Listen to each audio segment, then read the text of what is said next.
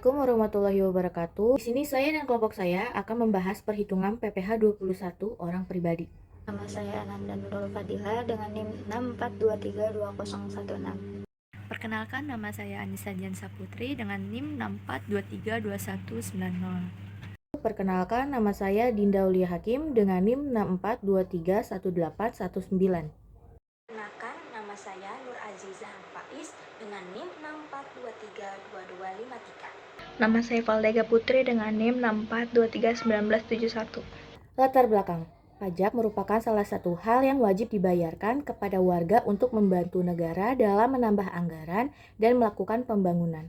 Tanpa adanya pajak, pemerintahan akan sulit melaksanakan program-program dan memajukan negaranya dalam berbagai sektor. Sedikit mustahil jika suatu negara tidak menerapkan pajak kepada warga negaranya. Di Indonesia ada banyak macam pajak yang harus dibayarkan oleh warga. Salah satunya adalah pajak penghasilan pasal 21 atau PPh 21. Sesuai dengan namanya, pajak ini merupakan pajak yang dikenakan pada setiap orang atau badan yang memiliki penghasilan. Contoh, orang atau badan yang melakukan pemotongan, penyetoran, dan pelaporan pajak penghasilan 21 yaitu pemberi kerja, badan perusahaan, dan badan penyelenggaraan. Nah, dalam materi ini, kami akan membahas lebih dan mengenai PPh 21, termasuk dengan cara perhitungan PPh 21 pada gaji salah satu karyawan di suatu perusahaan. Selain itu, juga akan dilampirkan dokumen surat pemberitahuan tahunan atau SPT untuk memberikan informasi mengenai pengisian SPT pajak. Selanjutnya, saya akan membahas perumusan masalah. Di sini saya dan kelompok saya akan membahas apa itu pajak penghasilan pasal 21, lalu bagaimana cara menghitung pajak penghasilan pasal 21, dan bagaimana cara mengisi surat pemberitahuan tahunan atau SPT untuk pajak penghasilan pasal 21. Lalu ada tujuan. Tujuan utamanya adalah untuk memberikan pemahaman yang komprehensif mengenai mekanisme perhitungan pajak penghasilan yang dikenakan pada penghasilan pribadi. Lebih spesifik lagi, tujuan-tujuan tersebut dalam mencakup yang pertama, penjelasan konsep dasar, yaitu menjelaskan secara rinci pengertian PPh 21 dan objek pajaknya, yaitu penghasilan berupa gaji, upah, honorium, dan bentuk pembayaran lainnya yang diterima oleh orang pribadi. Dan menguraikan dasar hukum yang mengatur perhitungan PPh 21 seperti Undang-Undang Pajak Penghasilan dan peraturan pelaksanaannya. Yang kedua, tata cara perhitungan, yaitu menjelaskan berbagai komponen yang mempengaruhi perhitungan PPh 21 seperti PTKP, tarif pajak, dan potongan-potongan yang diperbolehkan. Yang ketiga, ada penerapan praktis, yaitu menyajikan simulasi perhitungan PPh 21 menggunakan berbagai metode yang umum digunakan. Yang keempat, ada analisis dan evaluasi, yaitu menganalisis dampak perubahan peraturan perpajakan terhadap perhitungan PPh 21. Yang kelima, ada meningkatkan kesadaran, yaitu dengan meningkatkan kesadaran masyarakat, khususnya wajib pajak orang pribadi, akan pentingnya membayar pajak sesuai ketentuan yang berlaku. Selanjutnya, manfaat. Yang pertama, kepatuhan pajak. Dengan memahami cara menghitung PPh 21, wajib pajak dapat memenuhi kewajiban perpajakan dengan benar dan tepat waktu. Hal ini akan menghindari denda dan sanksi administratif. Yang kedua, perencanaan keuangan. Mengetahui besaran pajak yang harus dibayarkan membantu dalam perencanaan keuangan pribadi. Wajib pajak dapat mengalokasikan pendapatan dengan lebih efektif. Yang ketiga, hak dan kewajiban. Memahami aturan perpajakan memberikan pemahaman yang lebih baik mengenai hak dan kewajiban sebagai wajib pajak. Yang keempat, mencegah sengketa. Perhitungan yang akurat dan dokumen yang lengkap dapat meminimalisir risiko terjadinya sengketa dengan fiskus atau petugas pajak. Yang terakhir, ada mendapatkan kembali pajak yang berlebih. Jika terjadi kelebihan pembayaran pajak, wajib pajak dapat mengajukan restitusi. Selanjutnya ada pengertian pajak secara singkat. Berdasarkan redaksi OCBC NISP, pajak adalah iuran wajib yang harus dibayarkan oleh rakyat kepada pemerintah dalam bentuk uang. Pajak juga menjadi tanggung jawab semua warga negara Indonesia. Pajak ini bersifat memaksa dan tidak memberikan manfaat langsung kepada yang membayar, tetapi digunakan untuk kepentingan bersama seperti pembangunan jalan, sekolah, rumah sakit, dan kebutuhan lainnya untuk masyarakat. Selanjutnya di sini ada contoh-contoh pajak. Yang pertama ada pajak penghasilan atau PPh. Yang kedua ada pajak pertambahan nilai atau PPN. Yang ketiga ada pajak bumi dan bangunan atau PBB, dan yang terakhir ada pajak kendaraan bermotor. Selanjutnya pajak penghasilan pasal 21. Di sini pengertian PPh 21 adalah pajak yang dipotong dari penghasilan karyawan atau pekerja oleh pemberi kerja atau perusahaan atau instansi. Pajak ini bertujuan untuk memastikan bahwa pekerja memenuhi kewajiban membayar pajak sesuai dengan aturan yang berlaku. Selanjutnya ada perlakuan atas PPh 21 dan beberapa persen pajak yang akan dikenakan sangat variatif tergantung penerima penghasilan. Di antaranya, yang pertama di sini ada penghasilan bagi karyawan atau karyawan tetap. Yang kedua ada penghasilan bagi pegawai atau karyawan tidak tetap. Yang ketiga ada penghasilan bagi bukan pegawai atau karyawan. Dan yang terakhir ada penghasilan karyawan yang dikenakan PPh 21 final dan penghasilan lainnya. Selanjutnya mengenai dasar hukum dari PPh 21. PPh 21 diatur dalam beberapa peraturan atau undang-undang. Yang pertama ada Undang-Undang Pajak Penghasilan atau UU PPh, terutama UU nomor 36 tahun 2008. Yang kedua ada Peraturan Pemerintah tentang Batas Penghasilan Tidak Kena Pajak atau PTKP. Yang ketiga ada Peraturan Menteri Keuangan atau PMK tentang cara menghitung dan melaporkan PPh 21. Lalu mengenai orang-orang yang wajib membayar PPh 21. Yang pertama ada karyawan tetap atau pekerja dengan kontrak yang memiliki jangka waktu panjang. Yang kedua ada karyawan tidak tetap seperti pekerja harian atau pekerja lepas. Yang ketiga ada tenaga ahli yang bekerja berdasarkan kontrak tertentu. Yang terakhir ada pejabat negara, pegawai negeri, dan pensiunan.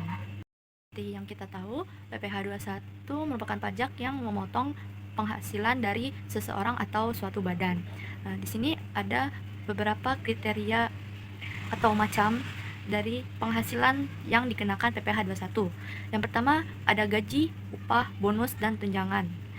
Lalu yang kedua ada penghasilan dari pekerjaan lepas atau proyek tertentu. Yang terakhir ada pesangon, uang pensiun, dan penghasilan sejenis. Yang terakhir, cara menghitung PPh 21. Perhitungan PPh 21 dimulai dari penghasilan bruto atau penghasilan kotor dikurangi oleh potongan tertentu seperti yang pertama ada biaya jabatan sebesar 5% dari penghasilan bruto, namun diberikan batas maksimal 500.000 per bulan. Jadi jika melebihi dari 500.000 akan tetap dianggap sebesar 500.000. Yang kedua ada biaya pensiun, iuran pensiun. Hal ini dimasukkan jika ada. Yang ketiga ada penghasilan tidak kena pajak atau PTKP, meliputi yang pertama ada untuk diri wajib pajak sebesar 54 juta rupiah. Yang kedua ada tambahan untuk wajib pajak status kawin sebesar 4.500.000. Yang keempat ada tambahan untuk setiap anggota keluarga saudara, sementara dalam garis keturunan lurus serta anak angkat yang menjadi tanggungan sepenuhnya maksimal 3 orang sebesar 4.500.000. Jumlah bebas pajak yang tergantung pada status keluarga, menikah atau tidak, jumlah tanggungan.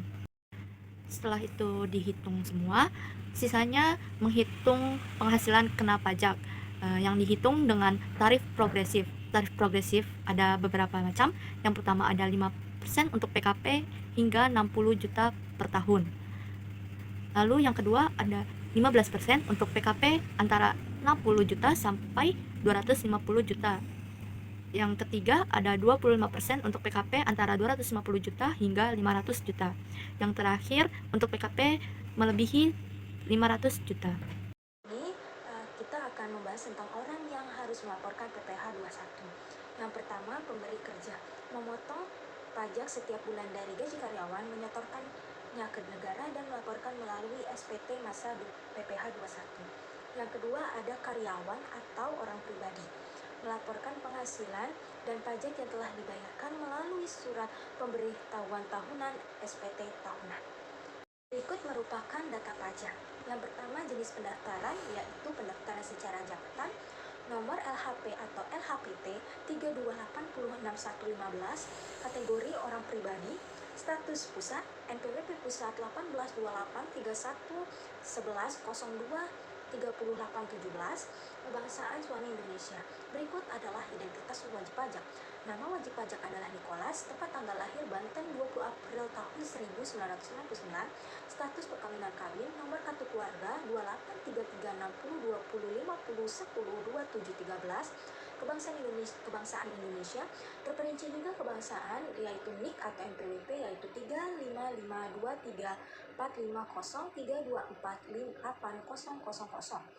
Negara asal Indonesia, nomor paspor 5787798004, nomor telepon atau telepon seluler yaitu 0837 756 2301, surel atau email nicholas1@gmail.com. Berikut adalah sumber penghasilan pekerjaan dalam hubungan kerja sebagai karyawan. Kegiatan dalam kerja menginput data perusahaan, nama perusahaan PT Sinar Abadi, memiliki karyawan tidak, metode pembukuan atau pencatatan penghasilan pencatatan. Alamat terdapat perincian alamat tempat tinggal menurut keadaan sebenarnya. Jalan Pangadegan Selatan, Blok A, nomor 28, Kelurahan atau Desa Pancoran, Kota Kabupaten Jakarta Selatan, kode pos 1146, Provinsi DKI Jakarta, RT RW 0508, Kecamatan Kalibata. Alamat sesuai KTP Jalan Cikancung, Blok L, nomor 03, Kelurahan atau Desa Kebun Buah, Kota atau Kabupaten Banten, kode pos 11456, Provinsi Banten, RT RW 1102, Kecamatan Panjuruhan. Terdapat penghasilan dan potongan tiap bulan. Gaji yang diterima Nicholas setiap bulannya yaitu 20 juta. Iuran, terdapat juga iuran tunjangan JKK yaitu jaminan kecelakaan kerja yang diambil 0,60% dari gaji.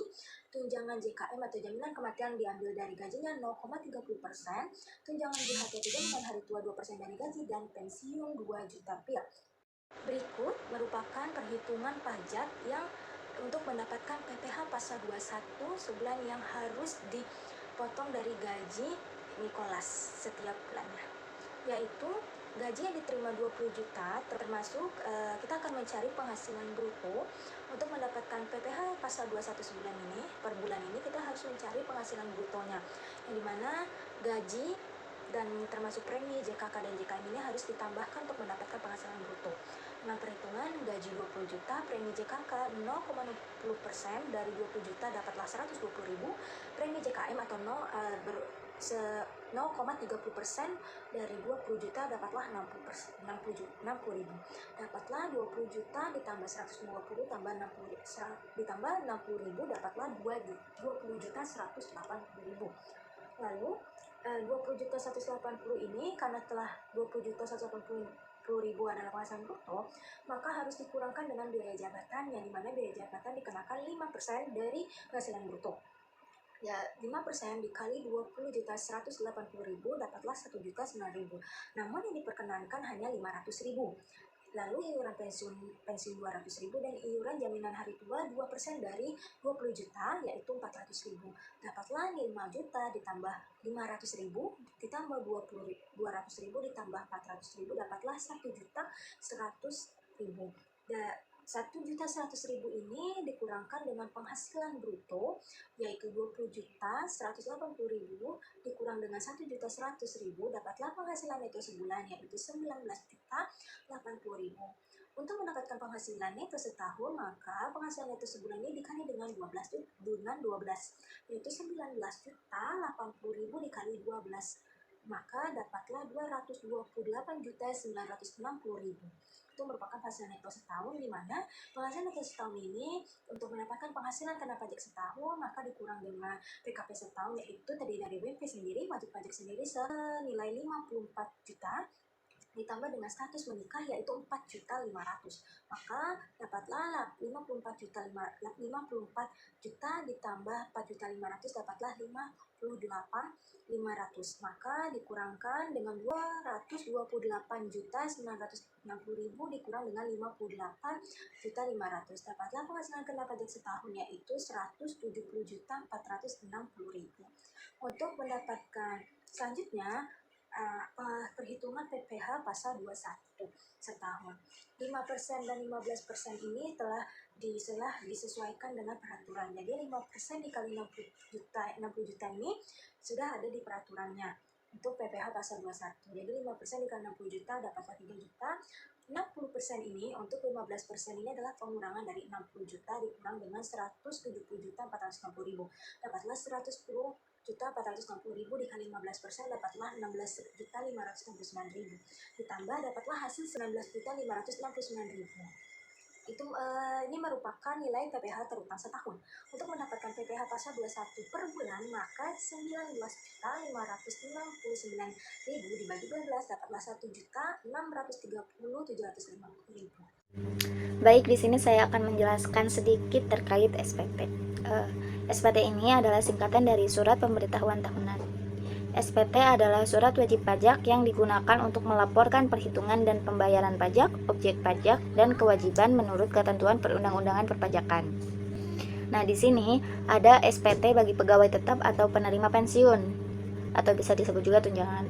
Di dalam SPT-nya terdapat data wajib pajak yang harus membayar pajaknya ini.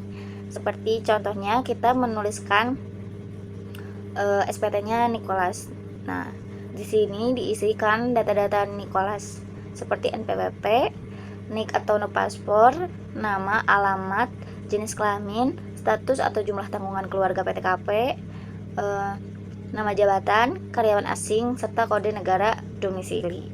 Dan diperlukan juga mengisi penghasilan bruto serta pengurangan yang terdiri dari biaya jabatan, iuran pensiun, jumlah pengurangan. Nah, serta ada juga perhitungan PPh pasal 21-nya. Serta dituliskan lagi identitas pemotong. Di SPT yang keduanya itu adalah bukti pemotongan pajaknya. Bukti pemotongan pajak penghasilan pasal 21. Di sini pun ada NPWP punya Nicholas, namanya, alamat, serta NIK atau no paspor. Jadi, jika tidak menggunakan NIK bisa menggunakan no paspor. Di sini terdapat PPh pasal 21 yang dipotongnya, serta mengisi lagi identitas pemotong. Baik, jadi dapat kita simpulkan bahwa pajak penghasilan pasal 21 atau PPh 21 adalah kewajiban yang harus dipenuhi oleh setiap orang yang menerima penghasilan. Dengan memahami cara menghitung PPh 21, kita bisa memenuhi kewajiban pajak dengan benar dan tepat waktu. Hal ini membantu mengatur keuangan pribadi dan mendukung pembangunan negara melalui pajak yang kita bayarkan. Jika semua orang memahami pentingnya membayar pajak, diharapkan kesadaran masyarakat untuk membayar pajak itu sesuai aturan akan meningkat. Adapun beberapa saran dari kami, yang pertama yaitu edukasi pajak.